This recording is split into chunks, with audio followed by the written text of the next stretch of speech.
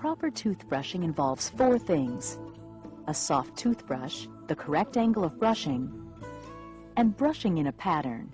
It's important to brush at least twice a day, after breakfast and before bed, using a soft toothbrush. A soft toothbrush also makes it much easier to remove the plaque below the gum line, where periodontal disease starts.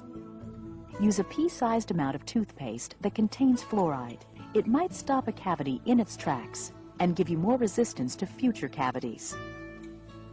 Angle the bristles of the brush along the gum line at a 45-degree angle. Apply firm pressure so the bristles slide under the gum line. Vibrate the brush while you move it in short back and forth circular motions. Brush 2 or 3 teeth at a time. Then move to the next teeth. Tilt the brush and use the tip to brush the backs of the front teeth. It's fine to brush in any regular pattern you choose, but since the insides of the teeth tend to get less attention, you might start with the insides of the upper teeth, then go to the insides of the lower teeth, switch to the outsides of the upper teeth, and then the outsides of the lower teeth.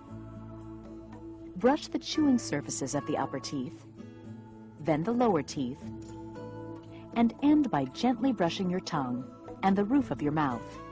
This removes germs and keeps your breath fresh.